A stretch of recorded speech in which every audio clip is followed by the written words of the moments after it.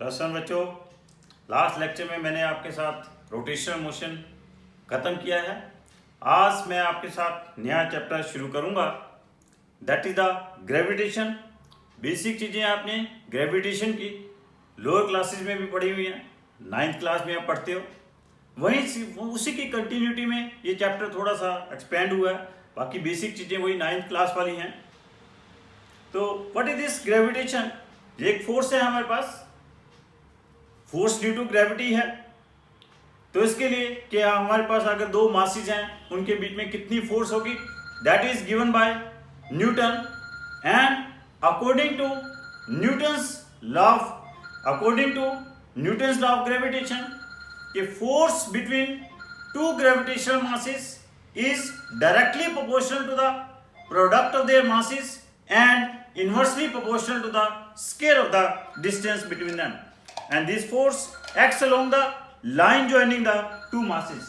Suppose we are having these two masses, this is the mass m1, here this is the mass m2, and distance between them is r. According to Newton's law of gravitation, the force is directly proportional to the product of their masses and inversely proportional to the square of the distance between them, or F is equal to G m1 m2 by r square. What is here G? G is the constant of proportionality. Its value is constant. कितनी value है इसकी? That is 6.67 into 10 raised power minus 11 Newton meter square per kilogram square. Now this force is only attractive in nature, means कि जितनी force ये m1 m2 को क्या करेगा, अपनी तरफ ही अटैक करेगा। कितनी फोर्स एक्ट करेगा, that is F21 vector. Similarly m2 ने भी m1 को अपनी तरफ ही अटैक करना है, कितनी फोर्स एक्ट करेगा, that is F12 vector.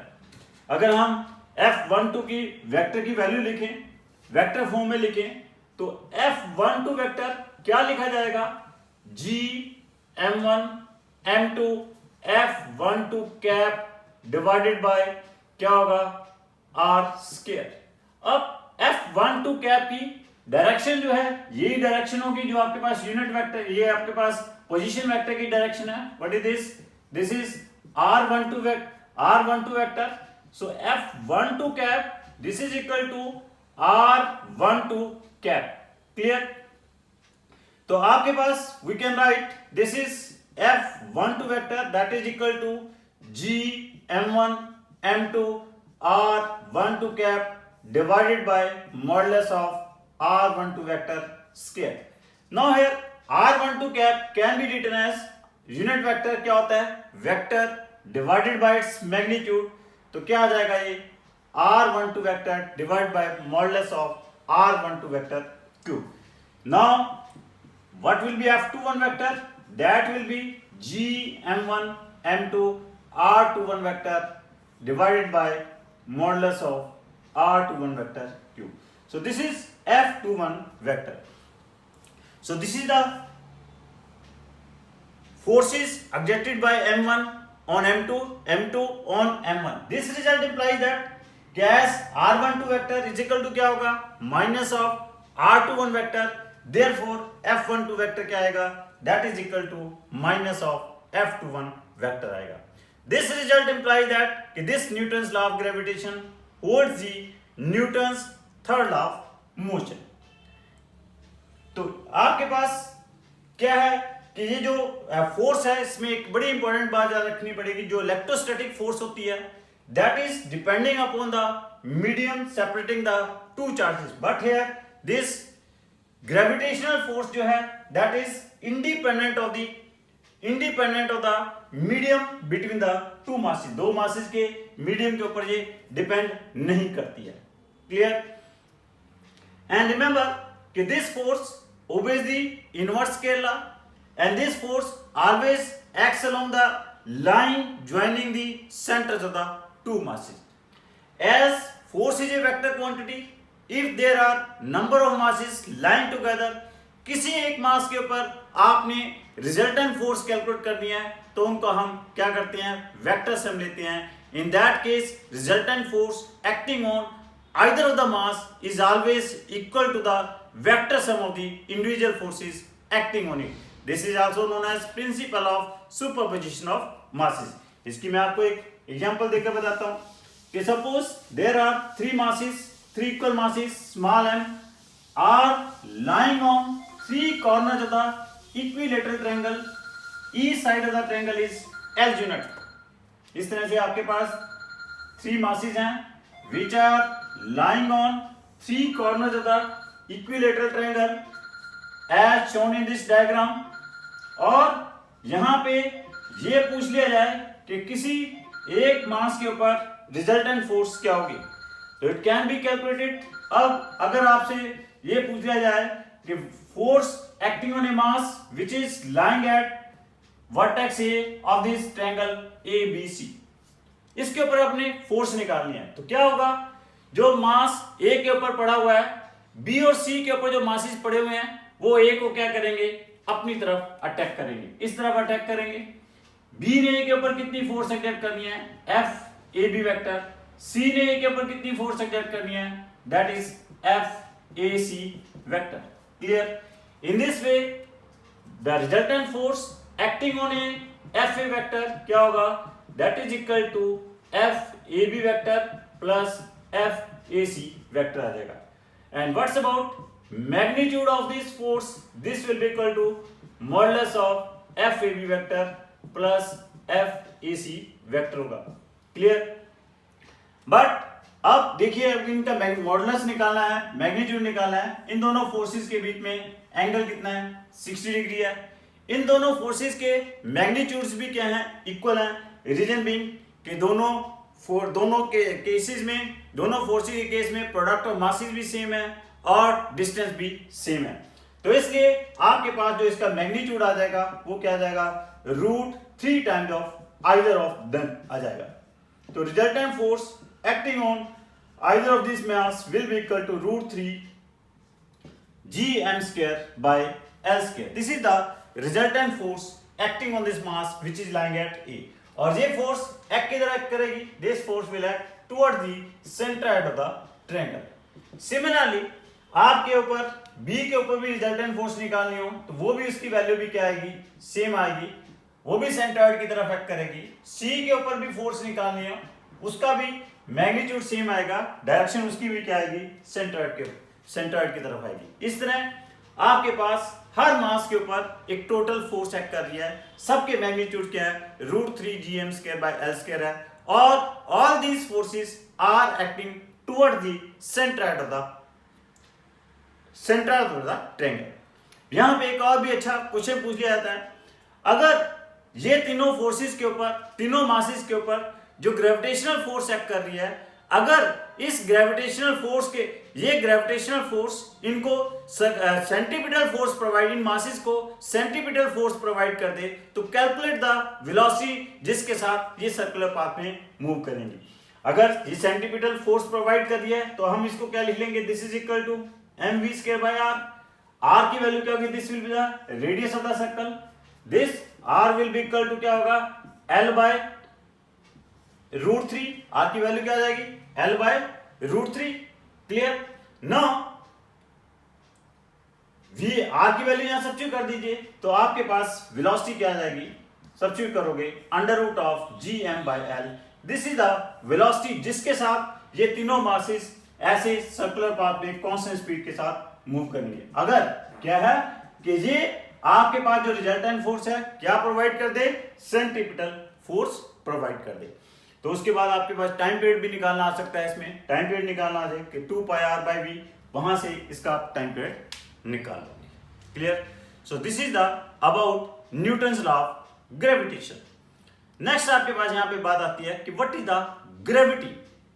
Gravity क्या है, the force with which the earth is attracting the masses towards itself, gravitational masses towards itself, that is called gravity. उसको हमने क्या कॉल किया है, ग्रेविटी कॉल किया है. जिस फोर्स के साथ अर्थ ग्रेविटेशनल मासेस को अपनी तरफ अट्रैक्ट कर रही है, that is called gravity. और that force we can calculate कि अगर सपोज कर लो कि दिस इज ए अर्थ, ये आपके पास क्या है, अर्थ है, अर्थ का मास कितना है, कैपिटल एम है, और इसके सरफेस के ऊपर आपके पास एक बॉडी पड़ी हुई है जिसका मास कितना है, स्मॉल एम है, रेडियस ऑफ द अर्थ कितना है, कैपिटल आर है। Now what will be the gravitational force acting on this mass small M, क्या होगी, that is equal to capital G capital M small M upon R square. This is the gravitational force acting on a mass small m which is lying on the surface of the earth। अब जैसे मैंने कहा था कि distances are taken from the centers of their masses। अब हमने इस mass small m का distance नहीं लिया इसके center से, इसको हमने ignore कर दिया, reason being its size is very very small as compared to the radius of the earth। अगर ये body अर्थ के साइज के कंपैरेटिवली होती तो फिर हमने डिस्टेंस कहां से, अगर हमने अर्थ और सन के बीच में ग्रेविटेशनल फोर्स निकालनी है तो उस केस में हम जो फोर्स लेंगे, जो डिस्टेंस लेंगे, सेंटर ऑफ द सन और सेंटर ऑफ द अर्थ के बीच का ही डिस्टेंस लेंगे, क्योंकि दोनों बॉडीज क्या है, कंपेरेबल है। यहाँ पे ये बॉडी जो है that is very very small as compare to radius of earth है, तो इसलिए हमने इसके ये वाले डिस्टेंस को क्या कर दिया, इग्नोर कर दिया। सो this is the gravitational force acting on a mass which is lying on the surface of the earth and this force is called here gravity। अब इस फोर्स के कारण इस मास में जो एक्सेलरेशन प्रोड्यूस होगी that acceleration is called acceleration due to gravity। so what is this acceleration due to gravity, g क्या आ जाएगी, that is equal to gm by r square। this is the here capital M is the mass of the earth। अगर इसकी constant uniform density है तो मास को हम क्या लिख सकते हैं, वॉल्यूम इनटू डेंसिटी लिख सकते हैं, 4/3 pi r cube into rho divided by r square। so this can be written as 4/3 g pi r into rho। this is the g in terms of density and this is the g in terms of acceleration due to gravity in terms of mass of the earth। यहाँ पे बड़ी दो important बातें हैं। अगर हम मास को constant लेके चलते हैं, m को कांस्टेंट लेके चलते हैं, तब तो g क्या है, inversely proportional to the radius of the square of the radius of the earth है। और अगर हम डेंसिटी कांस्टेंट लेके चलें तब g क्या है, directly proportional to radius of earth है। कोई कॉन्ट्राडिक्शन नहीं है। जब g inversely proportional to radius of the earth square है उस समय मास कांस्टेंट है, जब g directly proportional to the radius of the earth है उस समय हमारे पास क्या है, डेंसिटी कांस्टेंट है। तो यहाँ पे बहुत अच्छे दो मल्टीपल चॉइस क्वेश्चन आपके पास पूछे जा सकते हैं। तो इट कैन बी आस्क्ड कि if there is a fraction change in radius of the earth with keeping mass of the earth constant, then what is the fraction change in value of g। अगर आप मास constant है तो g में change निकालना चाहते हो तो उसके लिए फॉर्मूला आ जाएगा dg/g that is equal to minus twice of dr by r आ जाएगा। क्लियर। अगर डेंसिटी कांस्टेंट है, in that case the fraction change in g क्या आ जाएगा, that is equal to dr by r आ जाएगा। to means अगर आपके पास if mass is kept constant, radius of the earth is increased by 1%, then acceleration due to gravity is decreased by 2%। if density is constant, radius of the earth is increased by 1%, then acceleration due to gravity is also increased by 1%। so these are very important question। तो यहाँ पे क्या देखना है जब आप question attempt करोगे कि आपके पास क्वेश्चन में मास कांस्टेंट रखा है या डेंसिटी कांस्टेंट रखी है। क्लियर।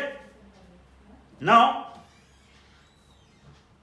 जस्ट रिमेंबर कि value of this g is varying with, देखो अगर हम इसी मास को कहां पे ले जाएं, किसी हाइट के ऊपर ले जाएं तो आपके पास फोर्स चेंज आ जाएगी, capital G capital M small M upon R plus H का होल स्क्वायर बन जाएगी। अगर हम इस मास को कहां पे ले जाएं, कहां पे ले जाएं, इसके अर्थ के अंदर ले जाएं तब भी क्या होगा, इस मास और इस मास के सेंटर्स के बीच में डिस्टेंस चेंज हो जाएगा, तब भी आपके पास फोर्स चेंज हो जाएगी, फोर्स चेंज हो जाएगी, जी चेंज हो जाएगी। अब देखिए हमारे पास जो शेप होती है अर्थ की वो एग्जैक्ट आपके पास स्फेरिकल शेप नहीं है, क्या होती है हमारे पास एलिप्टिकल शेप लेके चलते हैं। एलिप्टिकल शेप लेके चलें तो इक्वेटर और पोल के ऊपर भी इक्वेटर का और पोल का सेंटर से डिस्टेंस डिफरेंट आ जाएगा, वहां से भी जी की वैल्यू क्या करेगी, चेंज कर जाएगी। फोर्थ फैक्टर है जिसके कारण जी चेंज कर सकता है, अर्थ क्या कर रही है, रोटेट कर रही है, और रोटेट करने से अर्थ के ऊपर जितनी भी ऑब्जेक्ट्स पड़ी हुई हैं वो भी रोटेट कर रही हैं, और जिसके कारण क्या हो रहा है, उन ऑब्जेक्ट्स के ऊपर क्या हो रही है, अर्थ के ऊपर सेंट्रीपिटल फोर्स एक्ट कर रही है।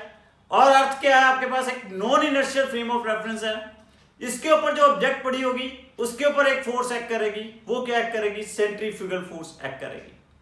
तो सेंट्रीफ्यूगल फोर्स के कारण भी क्या होगा, डिफरेंट पॉइंट, और वहां पे क्या होगा, वो सेंट्रीफ्यूगल फोर्स की वैल्यू हर पॉइंट के ऊपर वेरी करेगी, means that will vary with the latitude of the earth, latitude of that point. तो इस तरह से g की वैल्यू क्या है, that also varies with latitude. So there are 4 factors जिसके साथ g की वैल्यू वेरी करती है। पहला फैक्टर क्या कहते हैं, the value of g varies with altitude means height. Second, the value of g varies with depth means earth के अंदर चली है। Third, the value of g varies with latitude means at the different points of the surface of the earth. Fourth, the value of g varies with due to the shape of the earth also. So these are the 4 factors जिसके कारण g की value very करती है। तो पहले हम variation of g किसके साथ कैलकुलेट करेंगे, variation of g we will calculate with the height, कि हाइट के साथ g की वैल्यू कैसे वेरी करें।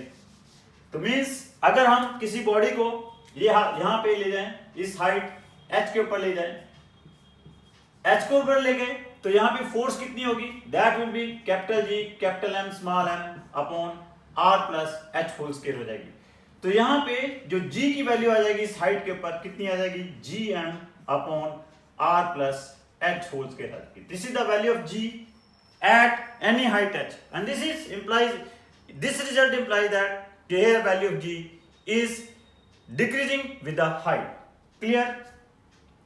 Now अगर हमारे पास अर्थ के सरफेस के ऊपर g की वैल्यू क्या ले रहे हैं, gm बाय r स्क्वायर ले रहे हैं, तो दोनों को डिवाइड कर दें तो g एट हाइट क्या आ जाएगा, g into r upon r plus h का होल स्क्वायर आ जाएगा। What is your g? G is the value of g on the surface of the earth. Clear? And यहाँ पे एक बड़ा इंपॉर्टेंट है result, if here h is very small as compared to the radius of the earth, उस समय g की value क्या आ जाएगी, हाइट h के ऊपर, that is g into 1 minus 2h by r आ जाएगा। Clear? So these are the 2 results for variation of g with height h, but this result is exclusively for a very small height. This result can be used for large height as well as small height, but if there is a problem in which height is very small and you are using this above result, so when you are doing some calculations, तो calculations आपकी क्या हो जाएंगी, lengthy हो जाएंगी।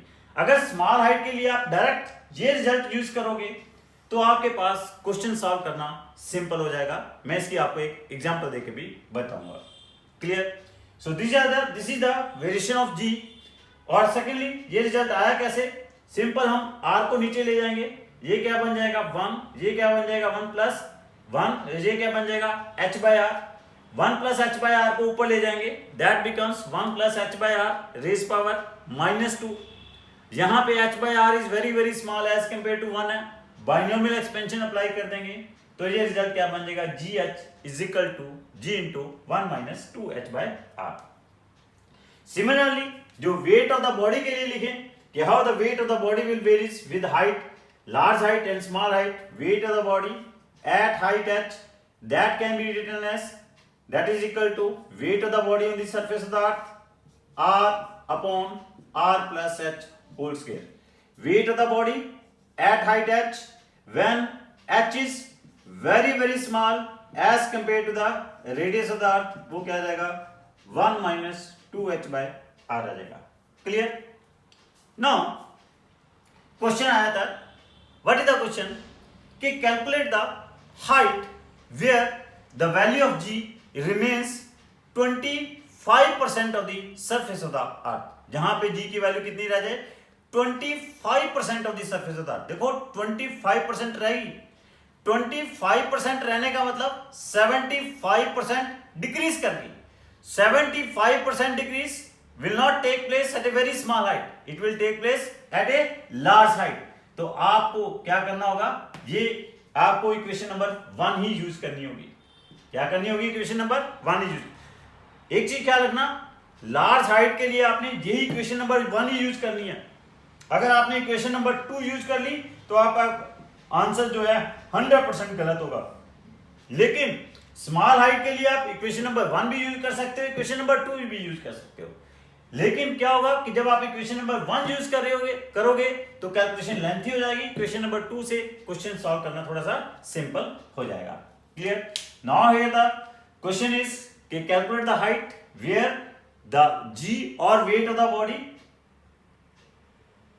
Remains 25%। तो gh की value आपके पास क्या है, वहां पे 25% रहेगी।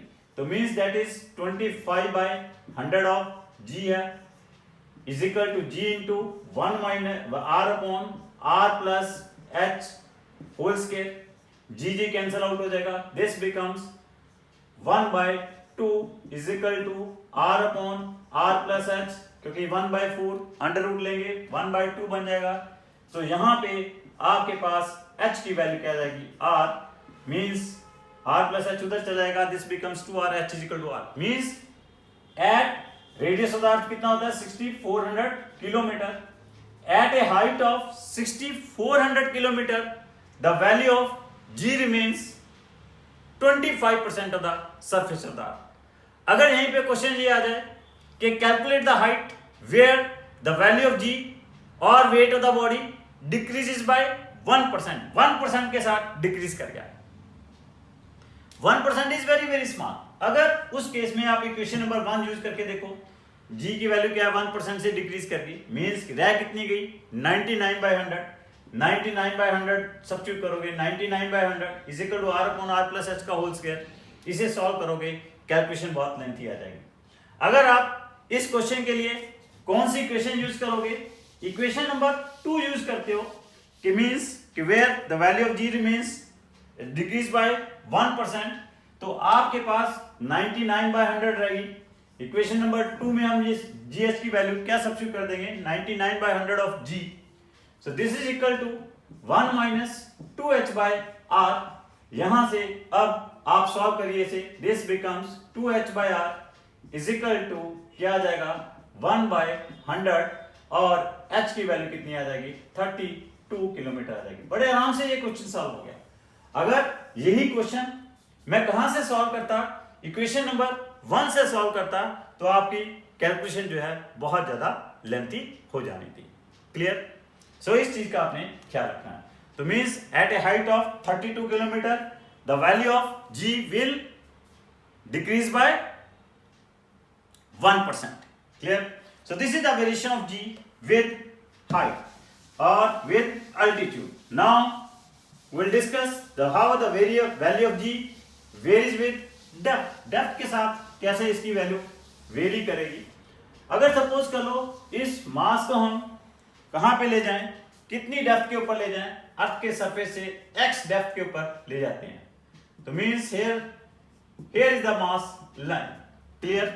जब आपके पास मास अर्थ के सरफेस के ऊपर पड़ा हुआ है, उस समय g की वैल्यू कितनी है at the surface of the earth, कितनी है, 4/3 pi r rho into g। Clear? When we are depth x, आपके पास रेडियस ऑफ अर्थ कितना रहेगा, now here radius of the earth is r minus x। So at depth x क्या आ जाएगा, ये 4/3 pi rho into capital G, this becomes r minus x। अब आप इन दोनों इक्वेशंस को डिवाइड करोगे, डेप्थ x के ऊपर g की वैल्यू क्या आ जाएगी, g into 1 minus x/r। So this is the value of g at any depth x। तो ये भी क्या कर रहा है कि जैसे जैसे हम नीचे जा रहे हैं g की वैल्यू कम हो रही है। अगर आपके पास x की वैल्यू क्या हो जाए, r हो जाएगी, सेंटर पे चले जाओगे, x की वैल्यू r हो जाएगी, दिस बिकम्स g की वैल्यू 0 हो जाएगी। Means at the centre of the earth the value of g is equal to 0। Depth के साथ भी g की वैल्यू डिक्रीज कर रही है, हाइट के साथ भी वैल्यू g की क्या है, डिक्रीज कर रही है। Similarly we can write weight of the body at any depth x, that is equal to W into 1 minus x by r. What is here this W? That is the weight of the body on the surface of the earth. अब देखिए यहां पे बहुत अच्छे question आ जाता है कि plot the graph between acceleration due to gravity and distance. That distance is taken from the center of the earth. अगर हम g और डिस्टेंस के बीच में ग्राफ प्लॉट करें तो आपके पास बड़ा क्लियर है कि जब हम सेंटर से अर्थ के सरफेस की तरफ जा रहे हैं g की वैल्यू क्या कर रही है, इंक्रीज कर रही है। r माइनस एक्स क्या है, उस समय g की वैल्यू क्या है, directly proportional to r minus x है, डायरेक्टली प्रोपोर्शनल है। तो इट मीन दैट जैसे जैसे r माइनस एक्स इंक्रीज करेगा g की वैल्यू क्या करेगी, इंक्रीज करेगी लीनियरली। तो इसलिए अगर आप ग्राफ प्लॉट करते हो किसके बीच में, g और डिस्टेंस के बीच में, that distance is taken from the centre of the earth up to क्या है, surface of the earth, means that d is equal to r तक g की वैल्यू क्या करेगी, लीनियरली इंक्रीज करेगी। क्लियर ना। उसके बाद क्या है, g क्या है, inversely proportional to distance square है, क्योंकि उसके बाद क्या है, g क्या है, gm upon r plus h का होल स्क्वायर है, r प्लस h क्या है, d है। तो inversely proportional to distance square है। उसके बाद inversely proportional to distance square है, तो g और d का जो ग्राफ होगा वो क्या होगा, रेक्टेंगुलर हाइपरबोला होगा।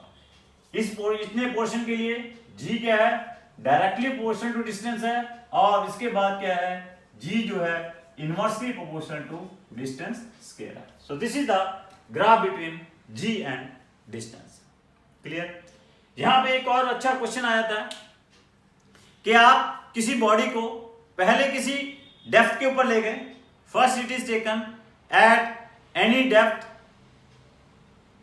x, और फिर आप किसी हाइट के ऊपर ले गए, that is also x prime या h कह लीजिए, and that h is equal to very very small as compare to radius of earth है, और वो h किसके बराबर है, x के बराबर है। कहता है कहां पे बॉडी का वेट या कहां पे g की वैल्यू ज्यादा होगी, डेप्थ x के ऊपर ज्यादा होगी या वो हाइट x के ऊपर ज्यादा होगी, that height x which is very very small as compare to radius of earth है। तो देखिए डेप्थ के ऊपर g की वैल्यू क्या है, ये है। अगर हम हाइट के ऊपर देखें तो इसकी वैल्यू क्या होगी, that is w into 1 minus 2x by r। 1 minus 2x by r क्यों लिया, क्योंकि x is that very very small as compare to radius of earth है। क्लियर। तो इन दोनों रिजल्ट से देखें, यहां पे g क्या है, कैसे डिक्रीज कर रहा है, 1 माइनस 2x बाय r, यहां पे 1 माइनस x, यहां पे ये फैक्टर क्या है, कम है, ये फैक्टर ज्यादा है, तो ये वैल्यू कम होगी, ये वैल्यू ज्यादा होगी। तो means at depth x g will be more as compare to same height x which is small as compared to the radius of earth। और एक क्वेश्चन आ सकता है कि आपके पास कहता है एक बॉडी को कितनी हाइट और डेप्थ रखें उसकी, ताकि वहां पे g की वैल्यू क्या रहे, सेम रहे। अगर हम उस बॉडी को हाइट h के ऊपर ले जाएं तो आपके पास वहां पे that h is very small as compare to radius of earth, वहां पे g की वैल्यू या वेट ऑफ दैट बॉडी क्या होगा, ये होगा। डेप्थ x के ऊपर आपके पास वेट ऑफ द बॉडी क्या होगा, w into 1 minus x by r होगा। अब ये दोनों इक्वल है, तो it mean that x by r will be equal to क्या होगा, 2h बाय आर होगा। इट मीन दैट x की वैल्यू क्या होगी, 2h के बराबर होगी। तो means when x is equal to 2h, उस समय g की वैल्यू डेप्थ और हाइट के ऊपर क्या आ रही है, सेम आ रही है। तो ये भी इसके ऊपर बहुत अच्छा क्वेश्चन पूछ लिया जाता है। नेक्स्ट आपके पास है कि how the value of g varies with latitude। तो first of all what is the latitude, angle made by radius vector with the equator is called latitude. कोई भी जो रेडियस वेक्टर है इक्वेटर के साथ कितना एंगल बना रहा है, उसे हमने क्या कॉल किया है, लैटिट्यूड कॉल किया है। तो मैंने आपको क्या कहा कि why the value of g varies with latitude, latitude के साथ g की वैल्यू कैसे वेरी करती है। जैसी कि यहां पे सपोज कर लो ये आपके पास अर्थ है, ये suppose initially any mass is lying here m is lying here where the latitude जहां पे ये मास पड़ा हुआ है उस समय लैटिट्यूड कितना है, लैम्डा है। कितना लैटिट्यूड है उस समय, lambda is the latitude. Clear? When this mass m is as earth is rotating with angular velocity omega, तो यहां पे इस मास के ऊपर एक क्या कर रही है, सेंट्रीफ्यूगल फोर्स एक्ट कर रही है। और वो सेंट्रीफ्यूगल फोर्स कितनी एक्ट करेगी, this is the centrifugal force acting on this mass m Fc, दैट इज इक्वल टू क्या होगा, इस जो हमने इस प्रकार जिस कंसेंट्रिक सर्कल में रोटेट कर रही है उसका रेडियस क्या मान लें, कितना रेडियस उसका, स्मॉल r रेडियस है, तो कितनी इसके ऊपर सेंट्रीफ्यूगल फोर्स एक्ट करेगी, mr ओमेगा स्क्वायर इसके ऊपर सेंट्रीफ्यूगल फोर्स एक्ट करेगी। वो किस तरफ एक्ट करेगी, that is acting away from the centre of this circle. ये इसके ऊपर सेंट्रीफ्यूगल फोर्स एक्ट कर रही है। क्लियर? नाउ अब इस मास के ऊपर एक कौन सी फोर्स एक्ट कर रही है, ग्रेविटेशनल फोर्स एक्ट कर रही है। वो किधर एक्ट कर रही है, that is acting toward the centre of the अर्थ। तो इस तरह इस मास के ऊपर दो फोर्सेस एक्ट कर रही हैं और इन दोनों फोर्सेस के बीच में जो एंगल है वो कितना है आपके पास, दैट इज 180 माइनस लैम्डा है। So in this way resultant force acting on this mass will be क्या होगा, that is equal to mg whole square plus mr omega whole square plus 2mg mr omega square cos 180 minus lambda. This is the resultant force acting on this mass m. So cos, what is your cos 180 minus lambda, that is equal to minus cos lambda. What is your small r, small r upon this angle is lambda, this is also lambda. Small r upon capital R, that is equal to cos lambda. तो small r की value क्या होगी, that is equal to क्या होगी, capital R cos lambda. Small r की value क्या है, capital R cos lambda. अगर हम इन सभी वैल्यूज को यहाँ पे सब्स्टिट्यूट कर देते हैं तो आपके पास ये रिजल्ट क्या बन जाएगा, mg को बाहर ले लें, mg we can take it outside, तो आपके पास ये रिजल्ट क्या बन जाएगा, 1 प्लस आर स्क्वायर कॉस के r square omega 4, this becomes r4 r square omega 4 cos square lambda plus क्या होगा 2 capital R omega square cos square lambda, क्योंकि स्मॉल r की वैल्यू क्या है, minus, not here plus, this will be minus. अब यहाँ पे जो आपके पास टर्म है r omega is very very small, as this is the angular velocity of the earth, this is equal to 2 pi upon 86,400। इस value is very very small, तो इसको हम क्या कर सकते हैं, इस फैक्टर को क्या कर सकते हैं, हम इग्नोर कर सकते हैं। इस फैक्टर को इग्नोर कर दें तो यहां से आपके पास m को नीचे ले जाएं तो आपके पास g की वैल्यू आ जाएगी एट एनी लैटिट्यूड लैम्डा, क्या आ जाएगा, g lambda is equal to g minus r omega square cos square lambda. This is the value of g at any latitude lambda, किसी भी लैटिट्यूड लैम्डा के ऊपर ये g की वैल्यू आ जाएगी। क्लियर? नाउ अब देखिए, अगर हम इक्वेटर के ऊपर देखें, this is the equator, for equator lambda की वैल्यू क्या होगी, दैट इज इक्वल टू 0, और g एट इक्वेटर क्या बन जाएगा, g minus r omega square बन जाएगा। पोल के ऊपर देखें, तो पोल के ऊपर लैम्डा की वैल्यू क्या होगी, 90 डिग्री होगी, तो क्या बन जाएगा, g at pole becomes cos 90 क्या हो जाएगा, 0 हो जाएगा, g at pole is equal to क्या हो जाएगा, सिंपल g हो जाएगा। So this result implies that as we are moving from equator to pole, g की वैल्यू क्या कर रही है, इंक्रीज कर रही है, और difference in the value of g between the pole and equator अगर फाइंड आउट करें तो ये कितना आ जाएगा, that is simply equal to r omega square. अब यहाँ पे r भी कांस्टेंट है, ओमेगा भी कांस्टेंट है, इनकी सारी वैल्यू सब्स्टिट्यूट करेंगे तो दिस बिकम्स नियरली 0.34 मीटर पर सेकंड स्क्वायर। तो यहां से हम कह भी सकते हैं कि जो g आपके पास वेरी कर रहा है as we are moving from equator to pole, the variation of g is very very small, बहुत स्मॉल वेरिएशन है। वो कितनी है, डिफरेंस कितना है, मैक्सिमम डिफरेंस कितना है 0.034 मीटर पर सेकंड स्क्वायर का है। सिमिलरली अगर इसी तरह से आपके पास वेट में डिफरेंस निकालना तो वो क्या आ जाएगा 0.034 m न्यूटन आ जाएगा, और this is mr omega square आ जाएगा। तो यहाँ पे भी बहुत अच्छे क्वेश्चन आए थे जिसको हम नेक्स्ट लेक्चर में डिस्कस करेंगे। तो थैंक यू वेरी मच बच्चों आज की क्लास के लिए। सो बच्चों जैसे ही पता है कि ये मेरी सारी की सारी क्लासेस इस राष्ट्र को समर्पित है, इस राष्ट्र के कोरोना वॉरियर्स को समर्पित है और पीएम केयर फंड को समर्पित है। तो बच्चों आपने स्वस्थ रहना है, सुरक्षित रहना है, जागरूक रहना है और जागृत रहना है।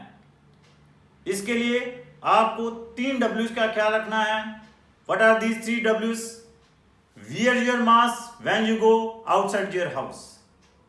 Second, wash your hands. Third, watch your social distance. इन तीनों चीजों का ख्याल रखने के आपने कोरोना को हराना है और इंडिया को जिताना है। तो इसके लिए हम एक शांति पाठ भी करेंगे। ओम द्यो शांतिरंतरिक्ष शांति पृथ्वी शांतिराप शांतिरोषध्या शांति वनस्पति शांति विश्वदेव शांति ब्रह्म शांति सर्व शांति शांतिरेव शांति श्यामा शांति रेधि। ओम शांति शांति शांति।